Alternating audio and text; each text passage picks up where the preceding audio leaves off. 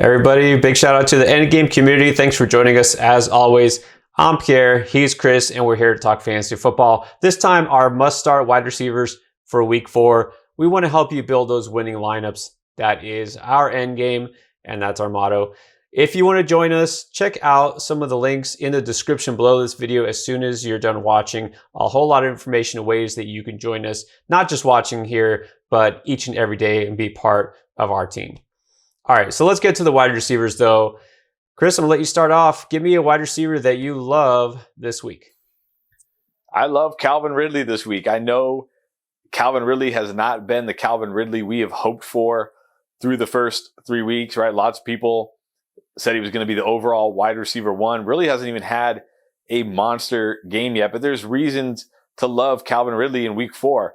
I don't know what happened to my football team's defense, but their secondary looks lost out there, right? Guys wide open all over the field. I mean, Josh Allen was throwing to everybody in week 3. Touchdowns for everybody except Stephon Diggs for some reason, but touchdowns to everybody else. Emmanuel Sanders got 2.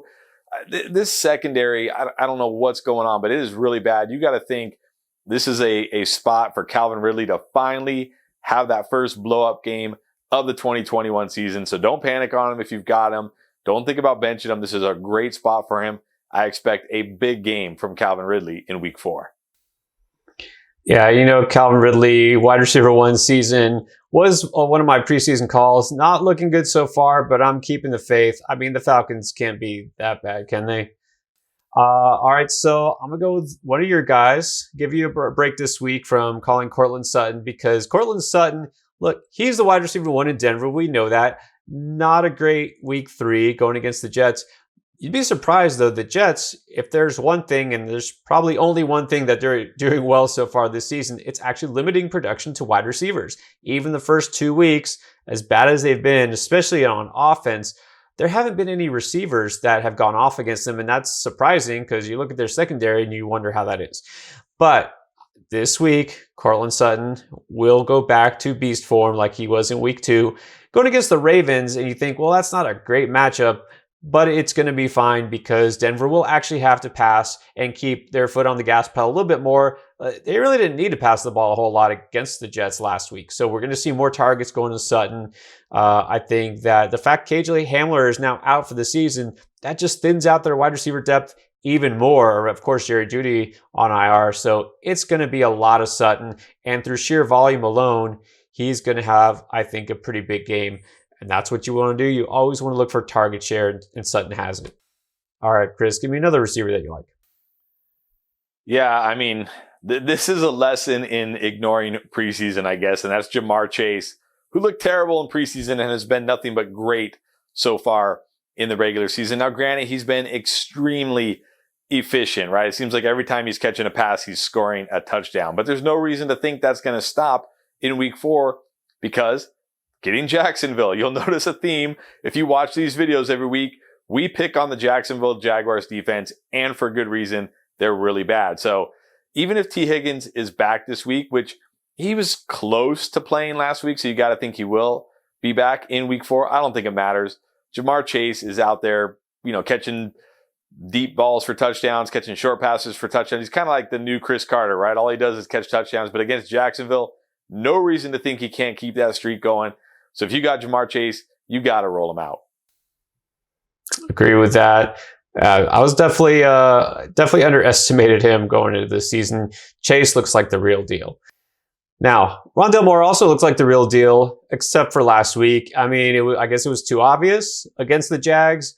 And so we saw AJ Green have a big game. We saw Christian Kirk have a pretty good game. Not DeAndre Hopkins, not Rondale Moore. So what gives there? The Cardinals just trying to screw us over as fantasy owners. I don't know if that's the deal, but it was just one of those weird games where things didn't happen as expected. I'm going back to the well on Rondale Moore, and not because the matchup is great, because it isn't. It's actually probably one of the worst matchups against wide receivers that there could be. It's the Rams, one of the best defenses in the league, arguably the best defense. But here's the thing. Just like against a team like the Jaguars, you can go to your third, fourth, fifth option, and that's fine. Against a team like the Rams, you're going to have Jalen Ramsey covering, maybe not shadowing, but a lot of times covering and following DeAndre Hopkins. You're going to have guys who are paying attention to Christian Kirk. Yeah, they're going to give some attention to Rondale more, but they move him around all around the formation. He plays in the slot. He plays out wide. He goes in the backfield. And I think they're going to have to use him kind of as an outlet pass. The other thing is after week 2, we talk about, how effective receivers are against certain defenses. Rondale Moore was the number 1 graded receiver against zone coverage. And the Rams employ a lot of zone. And so I think that they can exploit that. If Cliff Kingsbury is smart, he's going to find a way to get more of the ball when those other guys are getting more attention. So I don't know if it's going to be a blow-up week like it was 2 weeks ago, but I think that we have to keep the faith in Moore. Just because this matchup looks bad, it doesn't mean you have to sit him. I think Moore actually could be surprisingly involved in this matchup. All right, Chris, your turn. Give me another receiver you like. I'm going to say not only is Brandin Cooks a must start in week 4, he's now an every week must start, right? This guy, it doesn't matter if it's Tyrod Taylor, doesn't matter if it's Davis Mills. This guy is just a target monster. 14 targets in week 2, 11 targets in week 3. He's all they really have to throw to there. So whether they're ahead, whether they're losing, and they are losing a lot, it doesn't matter. He's going to be a target monster, and that's what gets you fantasy points. And look, this guy is a good receiver. He's 1,000 yards almost every year of his NFL career. We just kind of wrote him off because he's on the Texans and they don't really have a quarterback. Well, we're learning now that doesn't matter, because when you give a good receiver 10 plus targets every week, they're going to make the most of it. Brandin Cooks is making the most of it. I don't even care what the matchup is this week. It's Buffalo, and you think, oh, it's tough. I don't even care. I don't care about the matchup. He's matchup proof at this point. Must start territory every single week, including this week, week 4. If he can do what he did last week with Davis Mills at quarterback, I guess he's like the new Allen Robinson, right? Like, he can play with any quarterback. He's that good, apparently. Speaking of target monsters, I'm a fan of Deebo Samuel specifically. In 3 weeks so far, he's gotten 12, 8, and 10 targets. Okay, now people saying, well, Brandon Ayuk is now kind of back. Not that he was ever gone, but he's more involved. And it didn't matter. He got 10 targets last week.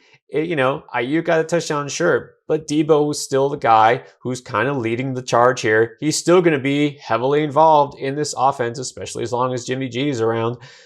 So that seems to be his favorite receiver. Go with it. And better matchup this week with Seattle. Seattle's secondary, not looking too great these days. So I feel like you got to keep Deebo plugged in.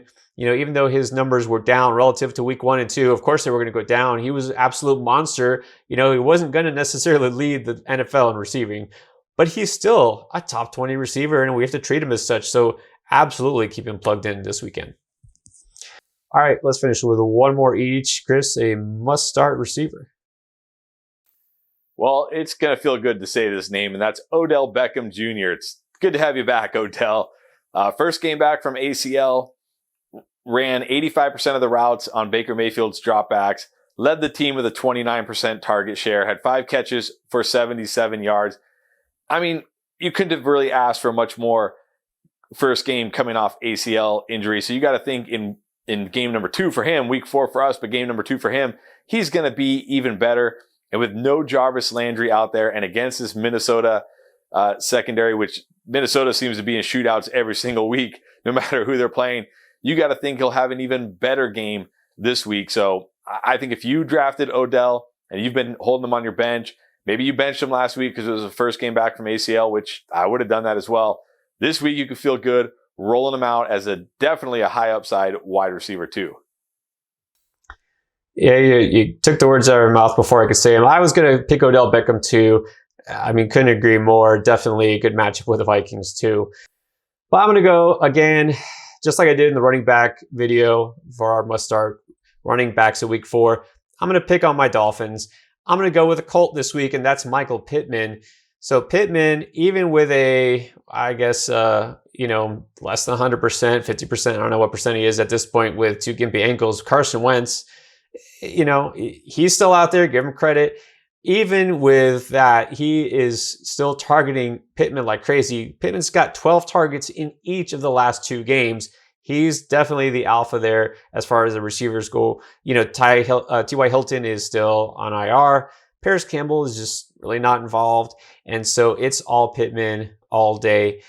And the Dolphins, you know, they got sliced up by Derek Carr last week. They got eaten alive by Josh Allen before that. The only game they've won, the only time they didn't get absolutely owned by a quarterback was when they faced rookie Mac Jones in his debut in week 1.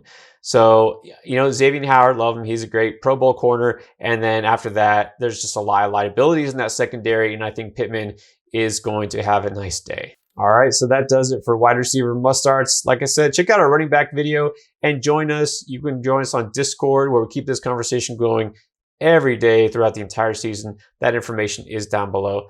Don't forget to hit that subscribe button on your way out. All right, guys, thanks for joining us.